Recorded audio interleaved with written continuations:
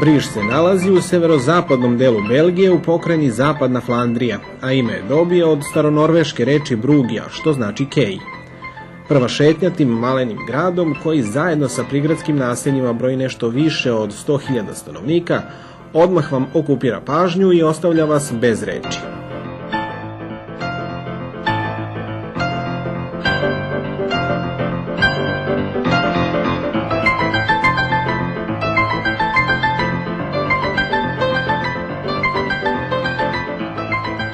Netaknuta srednjevekovna arhitektura svedoči o lepoti i moći nekadašnje Hanze, pomorske luke u kojoj se trgovalo engleskom vunom, vinom iz Gaskonje i tkaninama iz Flandrije.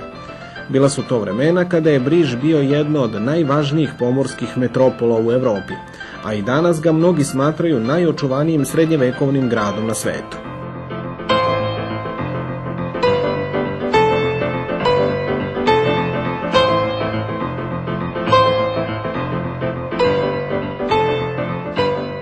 U 21. veku najvažnija luka u Belgiji je Antwerpen, ali Briž i dalje živi, i to od turista.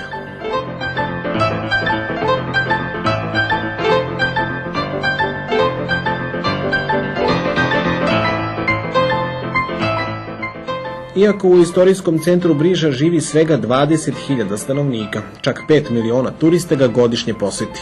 Naravno, zarada od robe i usluga broji se stotinama miliona evra.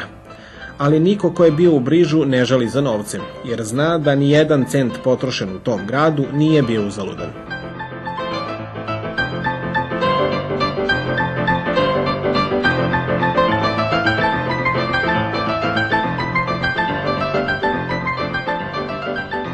Turisti dolaze sa svih strana sveta. Neki samo žele da fotografišu znamenitosti, drugi da kupuju u firmiranim prodavnicama, a neki da na centralnom gradskom trgu popiju staro dobro i nezamenljivo belgijsko pivo.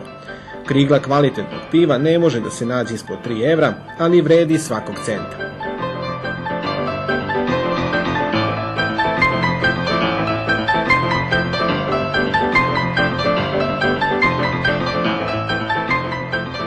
Briž je idealno mesto za one koji uživaju u malim stvarima. Ovde se ne dolazi zbog ludog noćnog života ili velikih zabavnih parkova. S druge strane, bezbrojni restorani su oblik zabave koji je ovaj grad usavršio. Uz to, Briž je jednako romantičan kao i Venecija, pa je idealan za zaljubljene parove.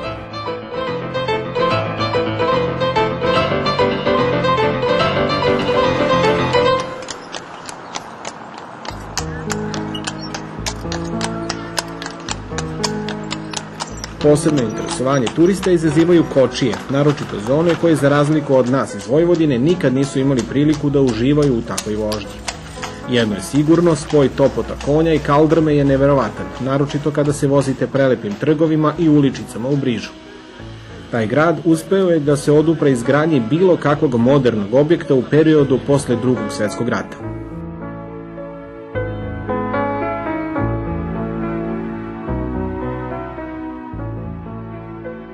U Brižu je svaka građevina svedok istorije, međutim izdvajaju se i brojne znamenitosti. Najpoznatija među njima je gradski zvonik u kojem se nalazi kariljon, muzički instrument sa 48 zvona. Grad i dan danas zapošljava gradskog kariljonera koji redovno uplatne koncerte.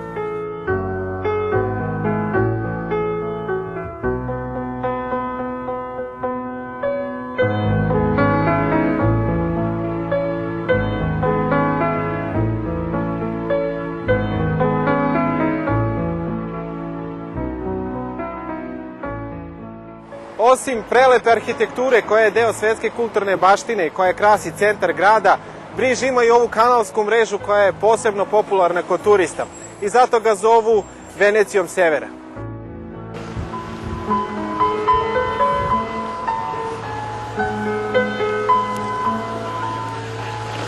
Naravno da nismo mogli da odolimo, morali smo da se provozamo.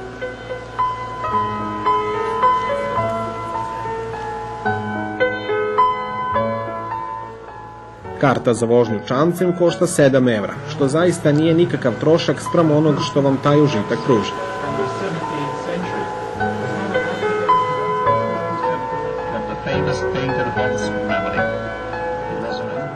Iako je kanalska mreža dugačka čak 20 km, čamcima se obilazi svega nekoliko kilometara u centru grada.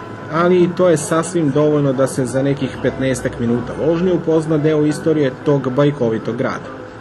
Na taj način grad može da se sagleda iz potpuno drugačije perspektive, to jest da se vide njegovi mostovi, parkovi, gradske kule, samostani.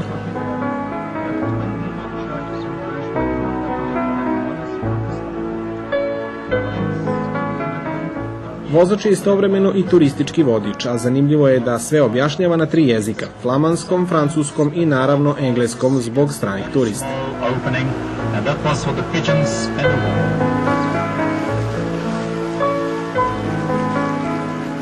Naravno, ne zaboravite da u čamac ponesete fotoaparat.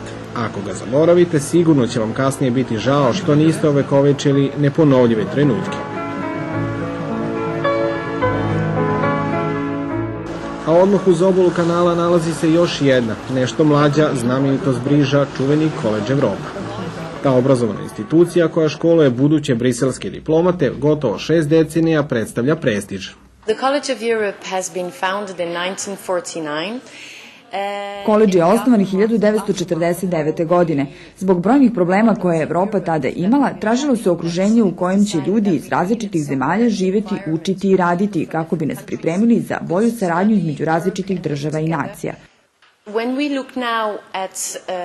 Ako danas pogledamo na vrstu zaposlenja posle koledža, gotovo polovina studenta odlazi u evropske institucije, takođe i nevladine organizacije, ali sve više u privatne kompanije u kojima mladi ljudi sa takvim obrazovanjem i diplomom veoma lako dobijaju posao.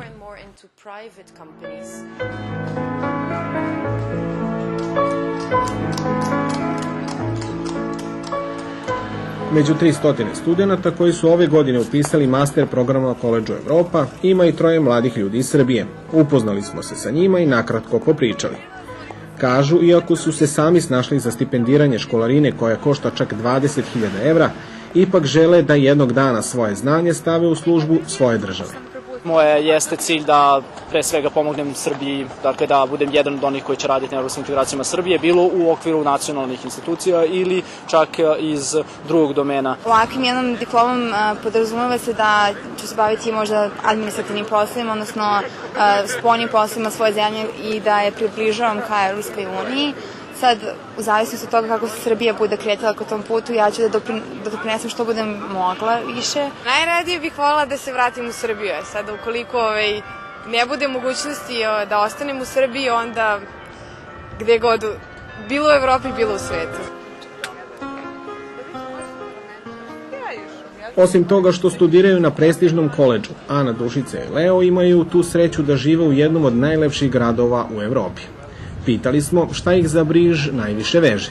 Sve je izuzetno bajkovito, ceo grad je fantastične arhitekture, čak i zvona na crkvi, na ovom zvoniku iza mene zvone potpuno bajkovito, tako da je grad vrlo mali, ali je fantastično organizovan i prelepe arhitekture. Uvodno predavanje je bilo tako da vam je rektor par reči rekao na engleskom, pa onda na francuskom, a među vremenu smo čuli kako konji idu niz ovu kaldrmu i onda zvuci ove, kako se zove, crkve koje zvonu u crkvi. I onda idete napolje, onda miris ovih vafli se osjeti. Prosto je na svakom koraku nešto jako lepo. Briž je dosta mali grad i nema takav noćni život kao Beograd, ali je jako lep, zaista. Grad je prelep i stvarno je onako za uživanje. Naravno, i ukoliko volite čokoladu, to je još jedan razlog više da dođete u Briž. I šta smo drugo mogli nego da poslušamo savet? Otišli smo pravo u čokolateriju i to na preporuku u najpoznatiju. Predstavili smo se da smo novinari iz Srbije i zamolili ih da nas upoznaju sa čarima tog prelepog zanata i još lepšeg proizvoda.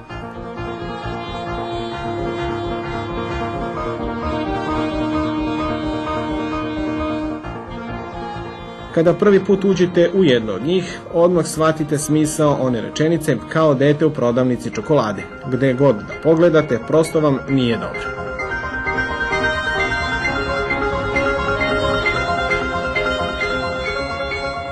crne, bele, ljute, neobične, klasične i moderne, sa lešnicima i bez njih, na komad, na kilo, sa marcipanom. Zaista ne znate za koju da se odlučite, a svako biste htjeli da probate. Svaka čokolada na ovoj tacni je posebna i izgleda drugačije. Na primjer, ovo je čokoladni Buda. Ima aromu đumbira i sa 64% je prekriven crnom čokoladom iz Perua. Što veći procenat crne čokolade, to je čokolada gorča. Ova ovde je sa aromom jabukovog sirćeta i veoma je ukusna, a najizazovnija je tequila shot čokolade. Možete ovde da vidite so, nju liznete, stisnete pipetu sa tekilom i pojedete čokoladu. Možete da probate ako želite. Dobro, šta prvo? Prvo tekilu, izvadite pipetu, liznete so, stisnete pipetu na vrhu i pojedete čokoladu. To je pravi tekila koktel. Odlično. Čokolada s tekilom. To je jedna od najpopularnijih.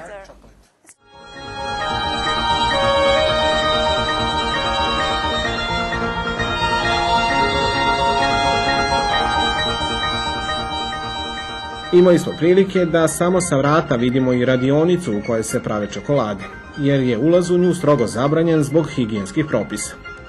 U svakom slučaju, kako to izgleda, ne treba posebno komentarisati. Slika govori sama za sebe.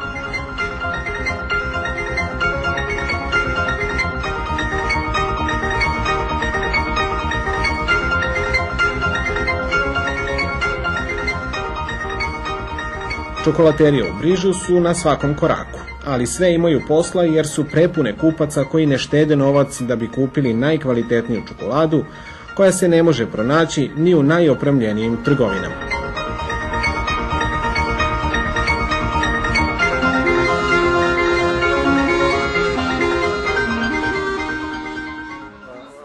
Šta je bolji belgijski proizvod, pivo ili čokolada? Mi u Belgiji imamo dve stvari koje su veoma popularne, a to su svakako pivo i čokolada. Ako mene pitate za izbor, ja ću uvek odabrati čokoladu i to crnu. Ima manje kalorije od piva i sigurno se od nje neću ugojiti.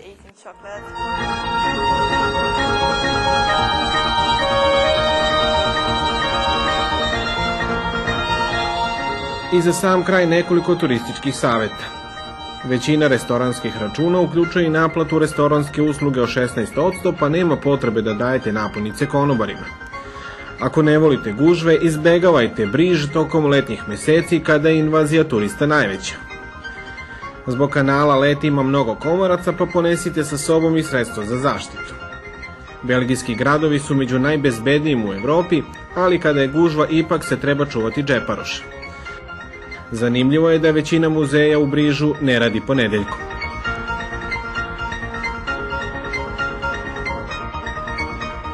Dobra je okolnost to što od Beograda do Brisela odnedavno postoji low cost aviolinije koje ponekad koštaju samo 50 evra za oba pravca zajedno. Povratna vozna karta od Brisela do Briža košta manje od 10 evra, tako da putovanje od Srbije do tog prelepog grada može da bude veoma povoljno.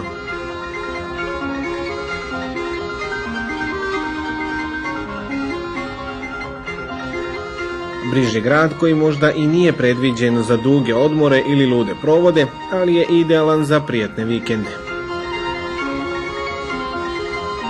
I na kraju šta reći, svako ko je jednom bio u Brižu sigurno nije ostao ravnodušan i poželeo je da se bar još jednom vrati.